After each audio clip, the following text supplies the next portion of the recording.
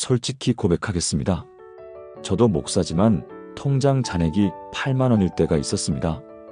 그것도 15년 전 목회를 막 시작했을 때가 아니라 불과 7년 전의 일입니다. 카드값 독촉 문자가 올 때마다 가슴이 철렁했습니다. 새벽 기도를 인도하면서도 머릿속에는 이번 달 어떻게 넘기지? 하는 생각뿐이었습니다. 아내에게 미안해서 말도 못하고 혼자 서가리를 했습니다. 그때 이런 질문들이 저를 괴롭혔습니다. 왜 기도해도 재정이 풀리지 않을까요? 왜 11조를 성실히 드려도 여전히 부족할까요? 왜 하나님은 내 간절한 기도에 응답하지 않으실까요? 혹시 내가 믿음이 없어서일까요? 아니면 내가 지은 죄 때문에 재정적으로 막힌 걸까요? 하나님께서 나를 외면하신 걸까요? 아니면 내가 목사로서 자격이 없어서일까요? 여러분도 이런 질문들로 괴로워하신 적 있지 않으신가요? 기도해도 변하지 않는 통장 잔액을 보며 한숨 쉬신 적 있으시죠? 내일 당장 내야 할 돈이 있는데 어디서 구해야 할지 막막하신가요? 믿음으로 살겠다고 결심했는데 왜 이렇게 경제적으로 힘들까요? 정말 하나님은 우리의 재정 문제에 관심이 있으실까요? 성경의 약속들이 정말 나에게도 이루어질까요? 오늘 이 모든 왜에 대한 답을 드리겠습니다. 빌립보서 4장에 숨겨진 7가지 재정 회복의 비밀을 나누겠습니다. 이것은 단순한 이론이 아닙니다. 제가 직접 경험했고 수많은 성도들이 실제로 경험한 살아있는 증거입니다. 특히 한 자매님의 이야기를 먼저 나누고 싶습니다. 3년 전 초봄이었습니다. 김은혜 자매님 당시 54세, 부산 거주이, 제게 전화를 하셨습니다. 목소리가 떨리고 계셨습니다. 목사님, 저 빌립보서 4장을 7일간 붙들고 기도했는데요. 그분은 3개월 전부터 남편의 사업 부도로 빚이 2,300만 원까지 늘어난 상태였습니다. 매일 밤 잠을 못 이루고 아침에 눈을 뜨면 가슴이 답답해서 숨쉬기가 힘들다고 하셨습니다. 냉장고에는 김치와 된장뿐이었고 아이들에게 제대로 된 밥 한 끼 차려주지 못하는 자신이 너무 미안하다고 눈물을 흘리셨습니다. 그런데 제가 설교에서 빌립보서 4장의 7가지 비밀을 나눴을 때 그분은 이 말씀을 붙들기로 결심하셨습니다. 정확히 7일간 매일 새벽 4시에 일어나 빌립보서 4장을 읽고 기도하셨습니다. 그리고 7일째 되는 날 놀라운 일이 일어났습니다. 남편이 3년 전에 빌려준 돈을 갚지 않던 친구에게서 전화가 왔습니다. 미안하다. 이제야 갚을 수 있게 됐다. 그 금액이 정확히 1,500만 원이었습니다. 그것도 그냥 1,500만 원이 아니라 3년치 이자까지 포함된 금액이었습니다. 그리고 신기하게도 그날부터 작은 일들이 계속 생기기 시작했습니다. 10일째 되는 날 남편이 새로운 일자리를 구했습니다. 한 달 후에는 정부 지원금 심사에서 통과되어 300만 원을 받았습니다. 2달 후에는 2,300만 원의 빚을 완전히 갚고도 500만 원이 남았습니다. 지금 이 자매님은 매달 안정적인 수입이 있고 저축까지 하고 계십니다. 여러분, 이것이 빌립보서 4장의 능력입니다. 이것은 로또가 아닙니다. 사기도 아닙니다. 행운도 아닙니다. 이것은 하나님의 살아있는 약속이 실제로 이루어진 기적입니다. 오늘 제가 나눌 7가지는 단순한 영적 위로가 아닙니다. 이것은 여러분의 통장 잔액을 바꾸고 카드값 걱정을 끝내고 재정적 자유를 경험하게 만드는 구체적인 하나님의 전략입니다. 지금부터 함께 들어가 보시겠습니까? 여러분의 인생을 바꿀 7가지 비밀이 기다리고 있습니다. 여러분, 재정이 어려울 때 가장 먼저 잃어버리는 것이 무엇인지 아십니까? 바로 기쁨입니다. 통장 잔액이 줄어들수록 얼굴도 어두워지고 한숨도 많아지고 불평도 늘어납니다. 아침에 눈 뜨면 오늘은 또 무슨 독촉 전화가 올까 하는 두려움부터 밀려옵니다. 그런데 성경은 정반대의 명령을 하고 계십니다. 빌립보서 4장 4절을 함께 보시겠습니까? 주 안에서 항상 기뻐하라. 내가 다시 말하노니 기뻐하라. 이 구절을 처음 읽으면 솔직히 화가 날 수도 있습니다. 통장에 돈이 없는데 어떻게 기뻐해요? 내일 낼 돈이 없는데 어떻게 웃어요? 그런데 여러분, 사도 바울이 이 편지를 쓴 장소가 어디였는지 아십니까? 감옥입니다. 로마 감옥의 차디찬 돌바닥에서 발에는 족쇄가 채워진 채로 내일 죽을지도 모르는 상황에서 이 편지를 썼습니다. 그런데도 항상 기뻐하라고 말합니다. 아니, 내가 다시 말하노니라고 강조까지 합니다. 왜일까요? 바울은 재정이 풍족해서 기뻐한 것이 아닙니다. 상황이 좋아서 기뻐한 것도 아닙니다. 그는 주 안에서 기뻐한 것입니다. 이 주 안에서라는 말이 핵심입니다. 이것은 우리의 기쁨이 통장 잔액에 있지 않고 주님께 있다는 뜻입니다. 우리의 기쁨이 월급에 있지 않고 하나님의 공급하심에 있다는 뜻입니다. 그런데 이것이 단순히 영적인 위로로만 끝나는 것이 아닙니다. 기쁨은 실제로 재정의 문을 여는 열쇠입니다. 제가 10년 전에 만난 박성호 집사님 당시 62세 대구 거주의 이야기를 나누겠습니다. 그분은 퇴직 후 작은 식당을 차렸는데 장사가 너무 안 됐습니다. 하루에 손님이 5명도 안 들어오는 날이 태반이었습니다. 3개월 만에 적자가 800만 원까지 늘어났습니다. 아내와 매일 싸우고 자녀들에게 손 벌리기도 창피해서 혼자 끙끙 앓았습니다. 그러던 어느 날 새벽 기도회에서 빌립보서 4장 4절 말씀을 들었습니다. 항상 기뻐하라. 처음엔 화가 났습니다. 장사가 안 되는데 무슨 기쁨이에요? 하지만 그날 집에 돌아와서 곰곰이 생각했습니다. 내가 지금 통장 잔액 때문에 기쁨을 잃었구나. 하나님보다 돈을 더 의지하고 있었구나. 그리고 다음 날부터 결심했습니다. 장사가 안 되더라도 손님이 안 오더라도 주 안에서 기뻐하자. 매일 아침 식당 문을 열면서 이렇게 고백했습니다. 하나님, 오늘도 주님이 살아계시니 감사합니다. 주 안에서 기뻐합니다. 손님이 없어도 찬양을 불렀습니다. 적자가 쌓여도 감사 기도를 드렸습니다. 신기한 일이 일어났습니다. 일주일쯤 지났을 때 한 손님이 말했습니다. 사장님, 여기 분위기가 참 좋네요. 다른 식당들은 다 주인이 시무룩한데 여기는 밝고 좋아요. 그 손님이 친구들에게 소문을 냈습니다. 한 달 후부터 손님이 조금씩 늘기 시작했습니다. 3개월 후에는 점심시간에 자리가 모자랄 정도가 됐습니다. 6개월 후에는 800만 원 적자를 완전히 메우고 흑자로 돌아섰습니다. 지금은 매달 안정적인 수익을 내고 있습니다. 박 집사님이 제게 이렇게 말씀하셨습니다. 목사님, 제가 메뉴를 바꾼 것도 아니고 가게를 리모델링한 것도 아니에요. 그냥 기쁨의 태도를 바꿨을 뿐인데 하나님이 손님을 보내주셨어요. 여러분, 이것이 주 안에서 항상 기뻐하라는 말씀의 능력입니다. 기쁨은 단순히 감정이 아닙니다. 기쁨은 하나님의 공급하심을 믿는다는 선언입니다. 기쁨은 내 통장이 아니라 하나님이 내 공급자시다라는 고백입니다. 그리고 하나님은 이런 태도를 가진 사람에게 복을 부어주십니다. 사랑하는 여러분, 지금 저와 함께 이렇게 기도해 보시겠습니까? 사랑하는 하나님 아버지, 제가 통장 잔액 때문에 기쁨을 잃어버렸음을 고백합니다. 제가 재정 때문에 근심하고 불평했음을 회개합니다. 오늘부터 주 안에서 항상 기뻐하겠습니다. 상황이 어려워도 돈이 부족해도 주님이 살아계시니 기뻐합니다. 주님이 나의 공급자이심을 믿습니다. 주님이 나의 재정을 책임지고 계심을 선포합니다. 항상 기뻐하라 하신 말씀을 붙들고 오늘 하루를 기쁨으로 시작하겠습니다. 예수님의 이름으로 기도합니다. 아멘. 여러분, 내일 아침부터 통장을 보기 전에 먼저 이 기도를 드려보세요. 기쁨의 태도가 재정의 문을 여는 첫 번째 열쇠입니다. 재정이 어려울 때 우리는 두 가지 극단으로 빠지기 쉽습니다. 하나는 사람들을 피하는 것입니다. 내 형편을 알리기 싫어서 창피해서 빌려달라는 소리 들을까봐 사람들을 만나지 않습니다.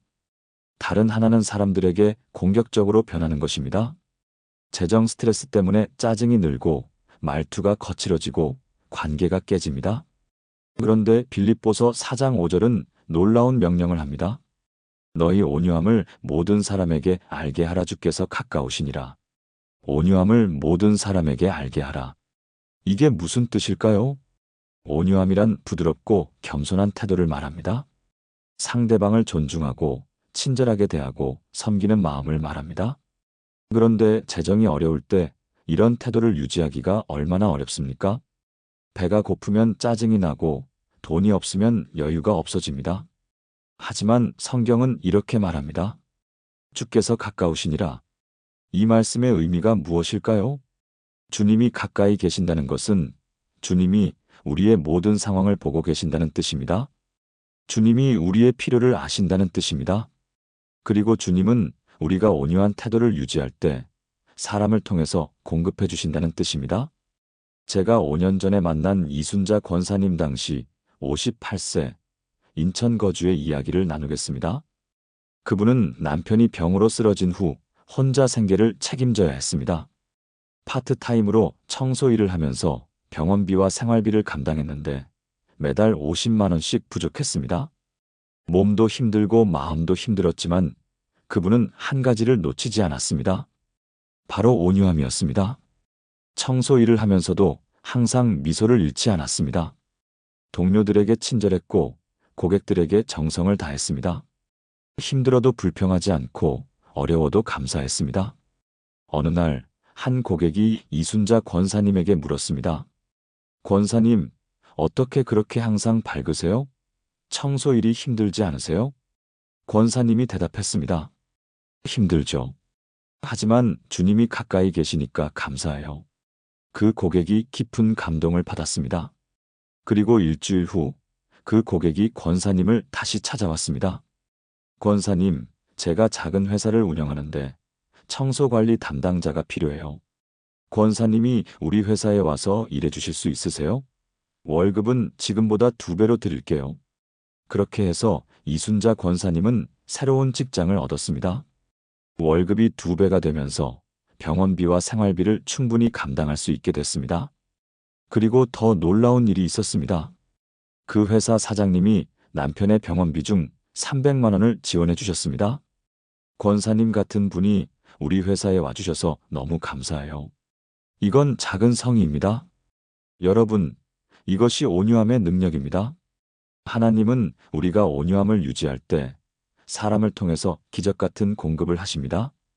온유함은 단순히 착한 성격이 아닙니다. 온유함은 주께서 가까우시다는 믿음의 표현입니다. 온유함은 하나님이 내 필요를 아시고 채워주실 것이다라는 확신의 태도입니다. 그리고 하나님은 이런 태도를 가진 사람에게 사람을 통해서 예상치 못한 복을 주십니다. 사랑하는 여러분, 지금 저와 함께 이렇게 기도해 보시겠습니까? 전능하신 하나님 아버지, 제가 재정 때문에 사람들에게 거칠어졌음을 고백합니다. 제가 짜증내고 불친절했던 모든 순간을 회개합니다. 오늘부터 온유함을 모든 사람에게 알게 하겠습니다. 힘들어도 미소 짓고 어려워도 친절하겠습니다. 주님이 가까이 계심을 믿습니다. 주님이 사람을 통해서 나를 도우실 것을 믿습니다. 오늘 만나는 모든 사람에게 온유함으로 대하게 하소서. 예수님의 이름으로 기도합니다. 아멘. 여러분, 오늘부터 만나는 모든 사람에게 온유함을 보여주세요. 그 온유함이 하나님의 공급을 가져오는 통로가 될 것입니다. 재정 문제의 가장 큰 적이 무엇인지 아십니까? 바로 근심입니다. 근심은 우리의 믿음을 갉아먹고 평안을 빼앗고 건강까지 해칩니다. 밤에 잠을 못 자게 만들고 낮에는 집중력을 떨어뜨립니다. 내일은 어떻게 되지? 다음 달엔 무슨 일이 생기지? 하는 걱정으로 머리가 복잡해집니다. 그런데 빌립보서 4장 6절은 이렇게 명령합니다. 아무것도 염려하지 말고 다만 모든 일에 기도와 간구로 너희 구할 것을 감사함으로 하나님께 아뢰라. 아무것도 염려하지 말고. 이 말씀을 읽으면 솔직히 답답할 수 있습니다. 염려하지 말라고요? 내일 낼 돈이 없는데 어떻게 염려 안 해요? 하지만 이 구절의 핵심은 염려하지 말고에서 끝나지 않습니다. 다만 모든 일에 기도와 간구로. 여기서 다만이라는 단어가 중요합니다. 이것은 염려 대신해라는 뜻입니다. 즉, 근심하는 시간과 에너지를 기도로 바꾸라는 것입니다. 그리고 더 중요한 것은 감사함으로 하나님께 아뢰라는 부분입니다. 감사함으로라는 말이 이상하지 않습니까? 돈이 없는데 무슨 감사를 하라는 걸까요? 이것은 아직 응답받지 않았지만 응답해 주실 하나님을 믿고 미리 감사하라는 뜻입니다. 이것이 바로 믿음의 기도입니다. 제가 8년 전에 만난 최영수 장로님 당시 65세 광주 거주의 이야기를 나누겠습니다. 그분은 30년간 다니던 회사에서 퇴직한 후 작은 사업을 시작했습니다. 하지만 사업이 실패하면서 빚이 5천만 원까지 늘어났습니다. 집까지 담보로 잡혀 있어서 한 달만 이자를 못 내면 집을 잃을 상황이었습니다. 매일 밤 근심과 걱정으로 잠을 설쳤습니다. 머리카락이 한 달 사이에 반쯤 휘어졌습니다. 혈압이 올라가서 병원에 다니기 시작했습니다. 그러던 어느 날 새벽 기도회에서 빌립보서 4장 6절 말씀을 들었습니다. 아무것도 염려하지 말고 감사함으로 하나님께 아뢰라. 그날 집에 돌아와서 결심했습니다. 근심하는 시간만큼 기도하자. 걱정하는 에너지를 기도로 바꾸자. 그리고 구체적인 실천을 시작했습니다. 첫째, 근심이 밀려올 때마다 그 자리에서 바로 기도했습니다. 하나님, 지금 제 마음에 돈 걱정이 밀려옵니다. 이 걱정을 주님께 맡깁니다. 둘째, 매일 새벽 5시에 일어나 1시간씩 재정을 위해 기도했습니다. 셋째, 아직 응답받지 않았지만 감사 기도를 드렸습니다. 하나님, 아직 돈이 생기지 않았지만 주님이 반드시 공급해 주실 것을 믿고 감사합니다. 처음엔 어색했습니다. 돈도 없는데 무슨 감사를 해? 하는 생각이 들었습니다. 하지만 일주일쯤 지나자 신기한 일이 일어났습니다. 근심이 줄어들기 시작했습니다. 잠을 잘 수 있게 됐습니다. 혈압도 정상으로 돌아왔습니다. 그리고 2주째 되던 날, 첫 번째 응답이 왔습니다. 10년 전에 도와줬던 후배에게서 전화가 왔습니다. 형님, 그때 도와주신 거 아직도 잊지 못하고 있어요. 제가 이제 좀 여유가 생겼는데 형님께 조금 도움이 되고 싶어요. 그 후배가 1,000만 원을 보내왔습니다. 그것으로 급한 이자를 낼 수 있었습니다. 한 달 후 또 다른 응답이 왔습니다. 예전에 같이 일했던 동료가 새로운 일자리를 소개해줬습니다. 월급은 많지 않았지만 안정적이었습니다. 3개월 후 세 번째 응답이 왔습니다. 정부 지원 사업에 신청했던 것이 통과되어 2천만 원을 받았습니다. 6개월 후 빚의 절반인 2,500만 원을 갚았습니다. 1년 후 5천만 원 빚을 완전히 청산했습니다. 지금은 빚 없이 평안하게 살고 계십니다. 최 장로님이 제게 이렇게 간증하셨습니다. 목사님, 제가 깨달은 건 근심하는 시간이 기도 시간보다 훨씬 많았다는 거예요. 근심을 기도로 바꾸니까 하나님이 응답하시더라고요. 여러분, 이것이 아무것도 염려하지 말고 기도하라는 말씀의 능력입니다. 근심은 문제를 해결하지 못합니다. 근심은 오히려 상황을 더 악화시킵니다. 하지만 기도는 다릅니다. 기도는 하나님을 움직입니다. 기도는 천국의 문을 엽니다. 기도는 불가능을 가능하게 만듭니다. 사랑하는 여러분, 지금 저와 함께 이렇게 기도해 보시겠습니까? 전능하신 하나님 아버지, 제가 근심과 걱정으로 많은 시간을 허비했음을 고백합니다. 오늘부터 아무것도 염려하지 않겠습니다. 근심하는 시간을 기도 시간으로 바꾸겠습니다. 지금 이 순간 제 모든 재정 문제를 주님께 맡깁니다. 내일 낼 돈, 다음 달 생활비, 모든 필요를 주님께 아뢰옵니다. 아직 응답받지 않았지만 주님이 반드시 공급해 주실 것을 믿고 감사합니다.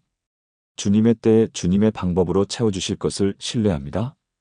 예수님의 이름으로 기도합니다. 아멘. 여러분, 오늘부터 근심이 밀려올 때마다 즉시 기도하세요. 그 기도가 하나님의 응답을 가져올 것입니다. 재정이 어려울 때 가장 힘든 것이 무엇인지 아십니까? 바로 마음의 불안입니다. 밤에 잠을 못 자고 아침에 일어나도 가슴이 답답하고 하루 종일 마음이 무겁습니다. 그런데 빌립보서 4장 7절은 놀라운 약속을 합니다. 그리하면 모든 지각에 뛰어난 하나님의 평강이 그리스도 예수 안에서 너희 마음과 생각을 지키시리라. 모든 지각에 뛰어난 하나님의 평강. 이 표현이 정말 놀랍지 않습니까? 모든 지각에 뛰어나다는 말은 이해할 수 없는, 설명할 수 없는이라는 뜻입니다. 즉, 상황은 여전히 어려운데 마음의 평안이 오는 것입니다. 통장 잔액은 그대로인데 불안이 사라지는 것입니다. 해결책이 보이지 않는데도 마음이 안정되는 것입니다. 이것이 바로 초월적 평안입니다. 그리고 이 평안이 너희 마음과 생각을 지키시리라고 말씀합니다. 여기서 지키다라는 단어는 원래 군사 용어입니다. 군대가 성을 지키듯이 하나님의 평강이 우리 마음을 지킨다는 뜻입니다. 걱정이 쳐들어와도, 두려움이 공격해와도 하나님의 평강이 우리 마음을 지켜준다는 것입니다. 제가 4년 전에 만난 한미영 집사님 당시 51세 수원 거주의 이야기를 나누겠습니다. 그분은 남편이 갑자기 사고를 당해 6개월간 병원에 입원해 있었습니다. 병원비가 매달 300만 원씩 들어갔고 생활비까지 합하면 월 500만 원이 필요했습니다. 하지만 수입은 전혀 없었습니다. 저축해둔 돈으로 3개월을 버텼지만 4개월째부터는 완전히 바닥났습니다. 친척들에게 빌리고 친구들에게 손을 벌렸지만 한계가 있었습니다. 매일 밤 불안과 두려움에 떨었습니다. 내일은 어떻게 하지? 다음 주 병원비는 어떻게 내지? 심장이 두근거리고 가슴이 답답하고 숨쉬기가 힘들었습니다. 공황장애 증상까지 나타나기 시작했습니다. 그러던 어느 날 병원 옥상에 올라가 빌립보서 4장을 읽었습니다. 4절부터 7절까지 천천히 읽었습니다. 주 안에서 항상 기뻐하라. 아무것도 염려하지 말고. 그리하면 모든 지각에 뛰어난 하나님의 평강이. 그 순간 신기한 일이 일어났습니다. 마음의 평안이 밀려왔습니다. 상황은 전혀 변한 것이 없었습니다. 통장에 돈이 생긴 것도 아니고 병원비가 줄어든 것도 아니었습니다. 하지만 마음의 평안이 왔습니다. 하나님이 책임지실 거야. 하나님이 길을 여실 거야. 그날부터 한 집사님은 매일 새벽마다 이 말씀을 읽고 고백했습니다. 하나님의 평강이 내 마음과 생각을 지키신다. 나는 염려하지 않는다. 그리고 일주일 후 첫 번째 기적이 일어났습니다. 병원 원무과 직원이 찾아왔습니다. 집사님, 의료비 지원 제도가 있는데 신청해 보셨어요? 집사님 상황이면 80% 감면받을 수 있어요. 서류를 제출했고 일주일 후 승인이 났습니다. 월 300만 원이던 병원비가 60만 원으로 줄어들었습니다. 그리고 한 달 후 두 번째 기적이 일어났습니다. 교회 성도들이 자발적으로 헌금을 모아서 1,000만 원을 전달해 줬습니다. 집사님 가정을 위해 기도하던 중에 성령님께서 마음을 주셨어요. 3개월 후 세 번째 기적이 일어났습니다. 남편이 기적적으로 회복되어 퇴원했습니다. 의사들도 놀랄 만큼 빠른 회복이었습니다. 6개월 후 남편이 다시 일을 시작했습니다. 지금은 경제적으로 안정되어 있고 오히려 그때 도와줬던 분들을 돕고 있습니다. 한 집사님이 제게 이렇게 간증했습니다. 목사님, 그때 제가 깨달은 건 평안이 먼저 와야 기적도 온다는 거예요. 제가 불안해하고 있을 때는 아무 일도 안 일어났어요. 그런데 하나님의 평강을 경험한 후부터 기적이 시작됐어요. 여러분, 이것이 모든 지각에 뛰어난 하나님의 평강의 능력입니다. 평안은 단순히 마음이 편한 것이 아닙니다. 평안은 하나님이 일하고 계신다는 증거입니다. 평안은 기적이 시작되고 있다는 신호입니다. 평안은 응답이 오고 있다는 확신입니다. 사랑하는 여러분, 지금 저와 함께 이렇게 기도해 보시겠습니까? 사랑의 하나님 아버지, 제 마음에 불안과 두려움이 가득했음을 고백합니다. 오늘부터 모든 지각에 뛰어난 주님의 평강을 받아들입니다. 주님의 평강이 내 마음과 생각을 지키심을 믿습니다. 비록 상황은 어렵지만 주님이 일하고 계심을 믿습니다. 내 마음에 평안을 주시고 내 생각을 지켜주소서. 불안 대신 평안을, 두려움 대신 확신을 주소서. 주님의 평강 안에서 오늘 하루를 살아가겠습니다. 예수님의 이름으로 기도합니다. 아멘. 여러분, 오늘부터 불안이 밀려올 때마다 이 말씀을 고백하세요. 하나님의 평강이 내 마음과 생각을 지키신다. 그 평안이 재정 기적을 부를 것입니다. 재정이 어려울 때 우리 머릿속에는 어떤 생각들이 가득할까요? 나는 안 돼. 이번에도 실패할 거야. 평생 이렇게 가난하게 살 거야. 나는 복받을 자격이 없어. 이런 부정적인 생각들이 끊임없이 우리를 괴롭힙니다. 그런데 빌립보서 4장 8절은 우리에게 생각의 전환을 명령합니다. 끝으로 형제들아 무엇에든지 참되며 무엇에든지 경건하며 무엇에든지 오르며 무엇에든지 정결하며 무엇에든지 사랑받을 만하며 무엇에든지 칭찬받을 만하며 무슨 덕이 있든지 무슨 기림이 있든지 이것들을 생각하라. 이것들을 생각하라. 이 명령이 단순해 보이지만 이것이 바로 재정 전환의 핵심입니다. 우리가 무엇을 생각하느냐가 우리의 현실을 만듭니다. 부정적인 생각은 부정적인 결과를 만들고 긍정적인 생각은 긍정적인 결과를 만듭니다. 여기서 중요한 것은 성경이 말하는 긍정적인 생각은 단순한 긍정 심리학이 아니라는 것입니다. 참되며 경건하며 오르며 정결하며 사랑받을 만하며 칭찬받을 만한 것들을 생각하라는 것입니다. 이것은 하나님의 말씀과 약속에 근거한 생각입니다. 제가 6년 전에 만난 정수진 자매님 당시 47세 대전 거주의 이야기를 나누겠습니다. 그분은 이혼 후 홀로 두 아이를 키우며 살고 있었습니다. 파트타임 일을 두세 개씩 해도 생활비가 늘 부족했습니다. 매달 마이너스 통장 한도까지 쓰고 다음 달 월급으로 메우는 악순환이 반복됐습니다. 그런데 더 힘든 것은 재정적 어려움이 아니라 자신에 대한 부정적인 생각이었습니다. 나는 이혼녀야. 나는 실패자야. 나는 평생 이렇게 가난하게 살 거야. 내 아이들도 나처럼 가난하게 살 거야. 우리 가족은 저주받은 가족이야. 이런 생각이 밤낮으로 그분을 괴롭혔습니다. 우울증까지 와서 정신과 치료를 받기 시작했습니다. 그러던 어느 날 신방을 갔던 사모님이 빌립보서 4장 8절을 나눠줬습니다. 자매님, 이 말씀대로 생각을 바꿔보세요. 처음엔 반신반의했습니다. 생각을 바꾼다고 상황이 바뀔까? 하지만 다른 방법이 없었기에 시도해보기로 했습니다. 매일 아침 일어나면 노트에 이렇게 적었습니다. 나는 하나님의 자녀다. 참된 것. 하나님은 나를 사랑하신다. 경건한 것. 하나님이 나를 책임지신다. 옳은 것. 하나님이 나의 필요를 채우신다. 정결한 것. 나는 하나님께 사랑받는 존재다. 사랑받을 만한 것. 하나님이 나를 자랑스러워하신다. 칭찬받을 만한 것. 매일 아침 이 고백을 10번씩 소리내어 읽었습니다. 처음엔 믿어지지 않았습니다. 내가 정말 하나님의 자녀일까? 하나님이 정말 나를 사랑하실까? 하지만 계속 반복했습니다. 일주일, 2주일, 한 달. 신기한 일이 일어나기 시작했습니다. 먼저 우울증이 좋아졌습니다. 부정적인 생각이 줄어들고 희망적인 생각이 늘어났습니다. 그리고 한 달 반쯤 지났을 때 첫 번째 변화가 왔습니다. 파트타임으로 일하던 회사에서 정규직 제안이 들어왔습니다. 자매님, 일을 정말 성실하게 잘하시네요. 정규직으로 오시면 어떨까요? 월급이 2배로 늘어났습니다. 3개월 후 두 번째 변화가 왔습니다. 정부 지원 주택 신청이 통과되어 월세가 절반으로 줄어들었습니다.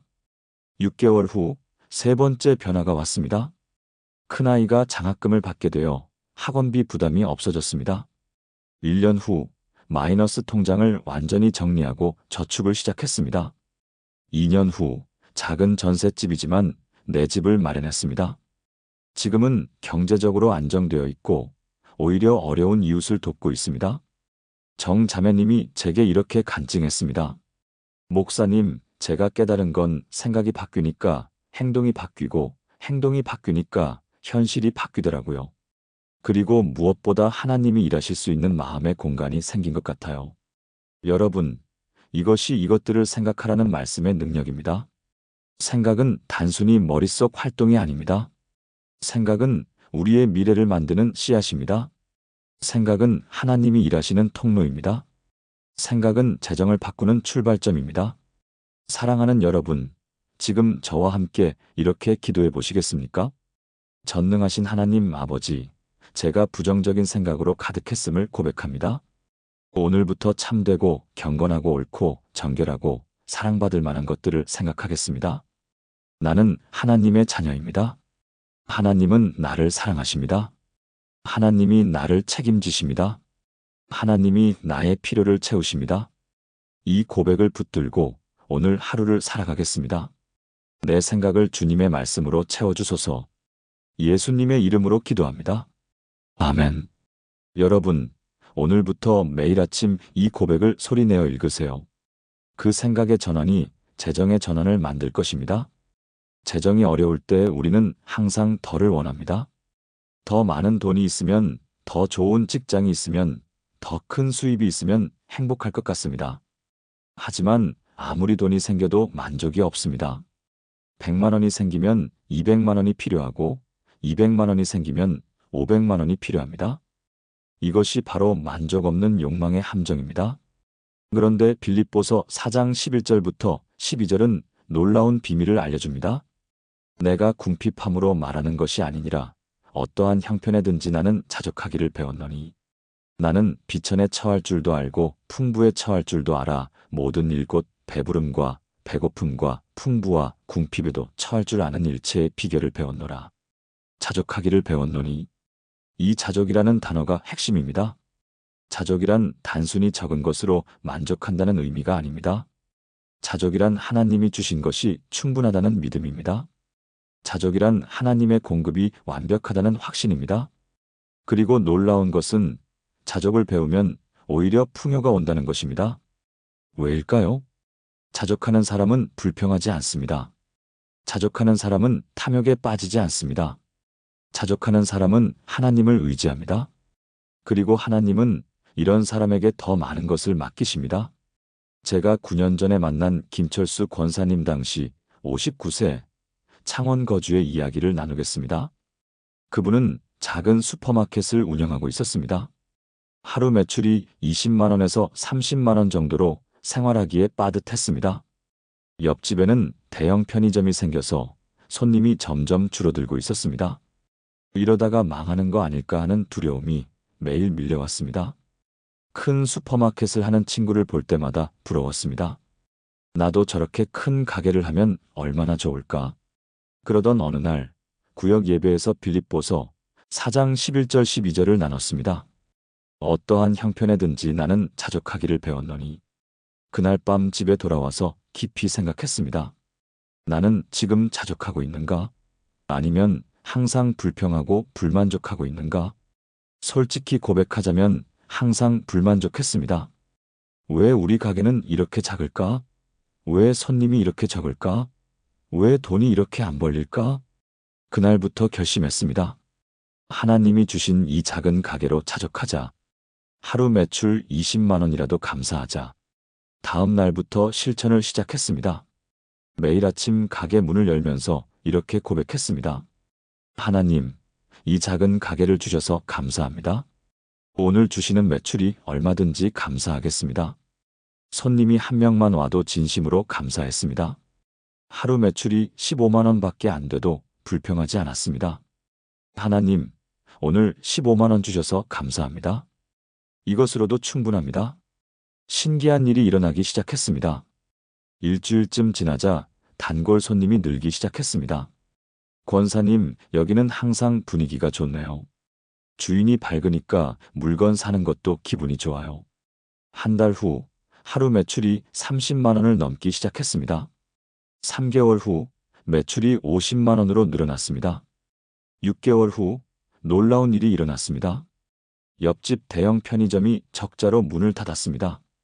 그 편의점 단골 손님들이 김 권사님 가게로 오기 시작했습니다. 권사님, 편의점보다 여기가 훨씬 좋아요. 물건도 신선하고 주인도 친절하고. 1년 후 하루 매출이 80만 원을 넘었습니다. 2년 후 가게를 확장할 수 있는 자금이 생겼습니다.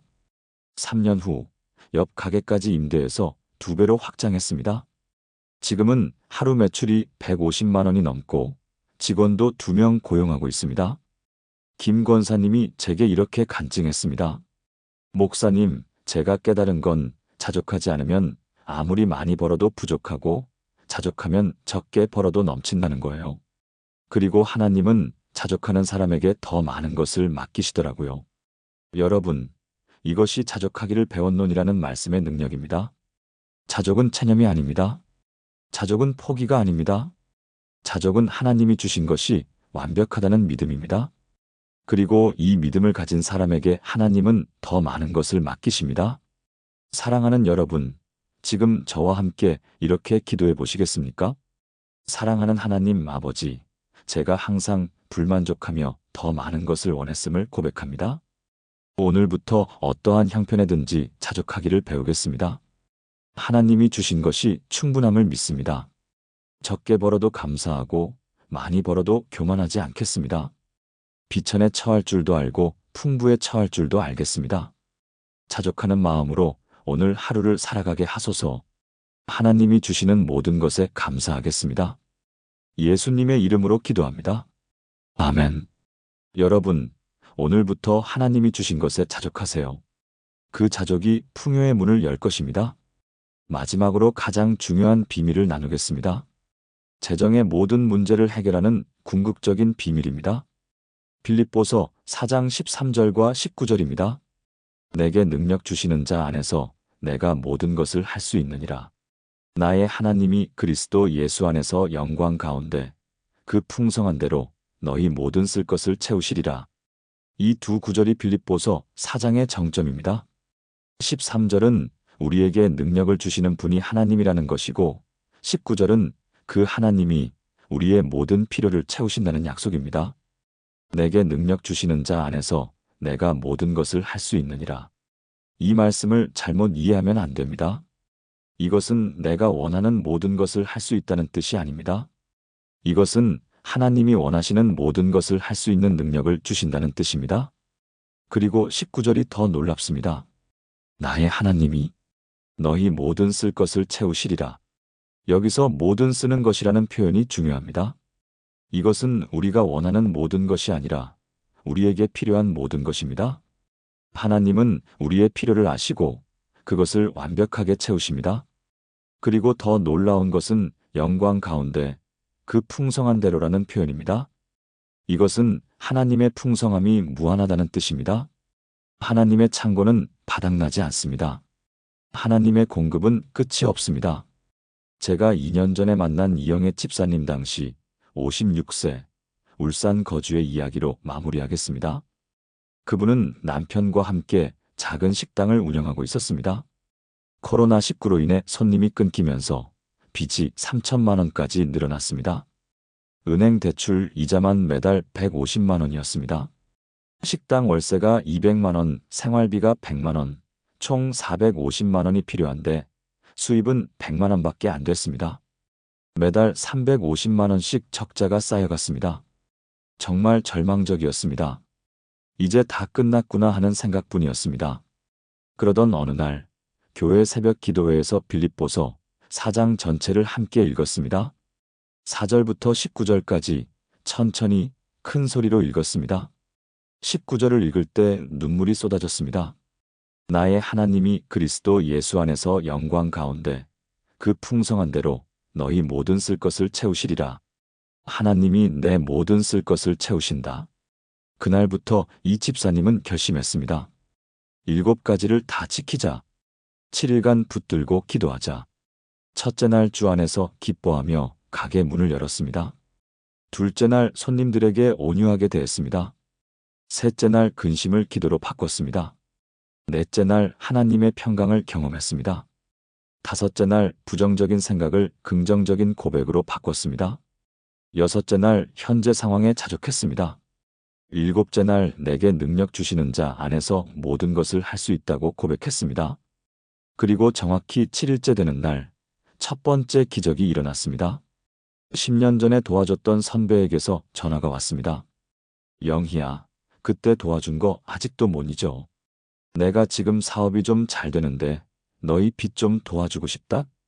그 선배가 1,000만 원을 보내줬습니다. 10일째 두 번째 기적이 일어났습니다. 정부 소상공인 지원금 신청이 통과되어 500만 원을 받았습니다. 2주째 세 번째 기적이 일어났습니다. 단골 손님이 친구들을 데리고 오기 시작했습니다.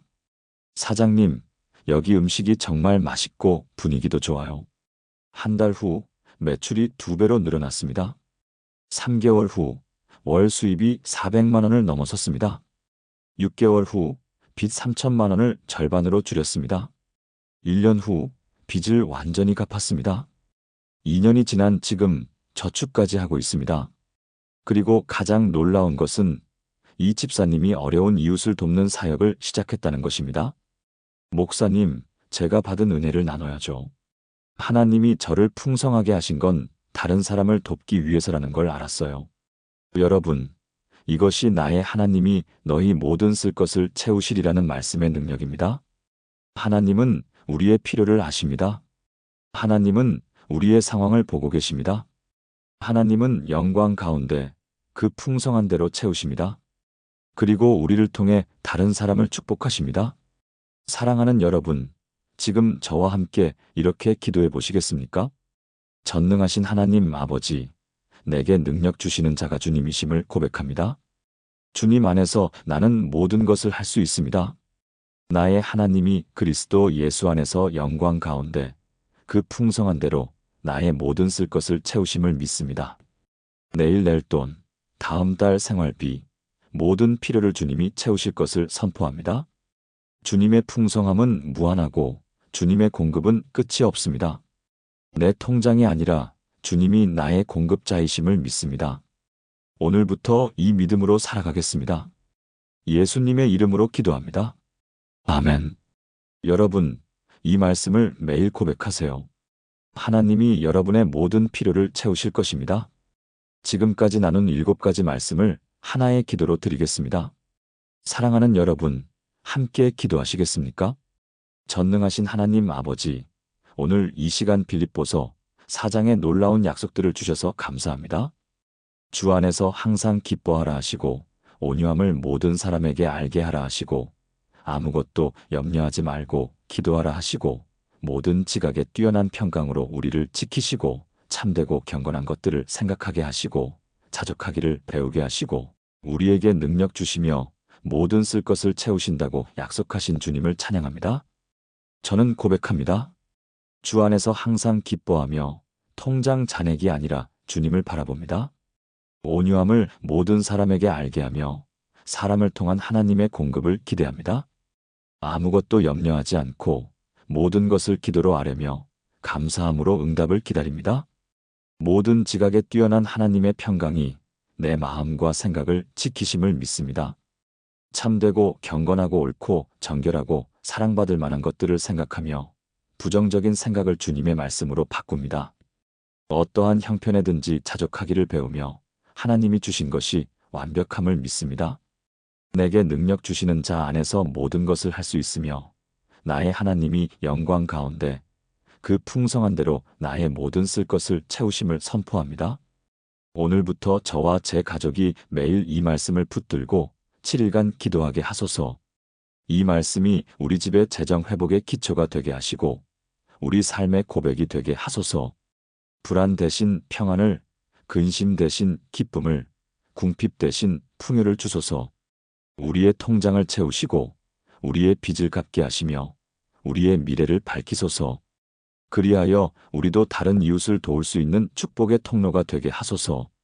이 모든 것이 주님의 약속이심을 믿고 신뢰하며 의지합니다. 살아계신 예수 그리스도의 이름으로 기도합니다. 아멘.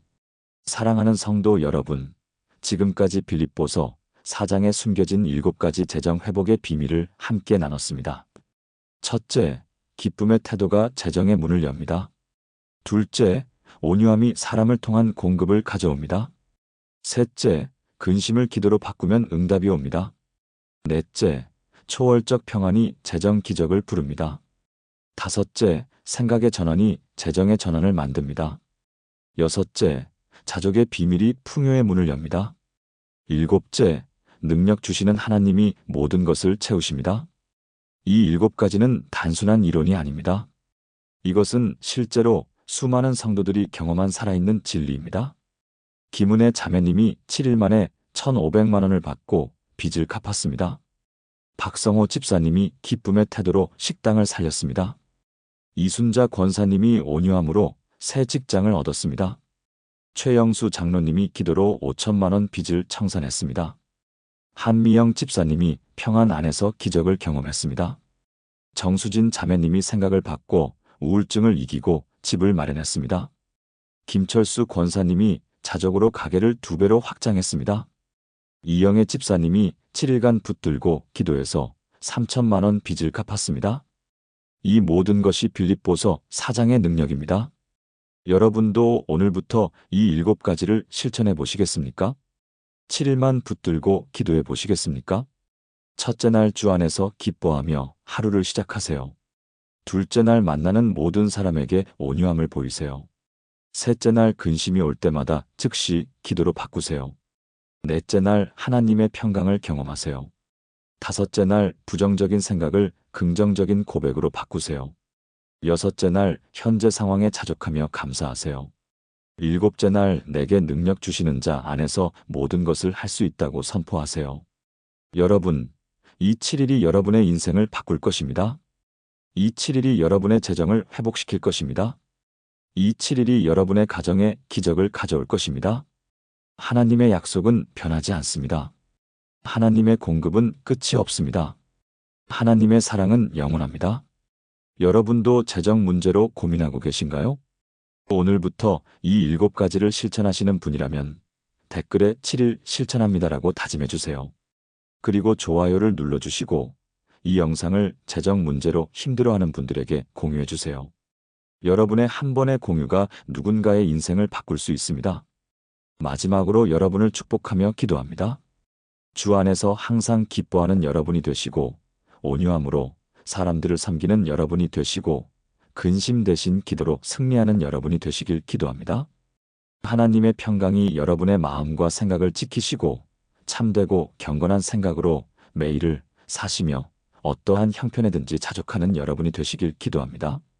그리고 내게 능력 주시는 자 안에서 모든 것을 할 수 있으며 나의 하나님이 영광 가운데 그 풍성한 대로 여러분의 모든 쓸 것을 채우시기를 주님의 이름으로 축복합니다. 여러분, 7일 후에 간증 댓글로 다시 만나요. 사랑합니다. 주님의 이름으로 축복합니다.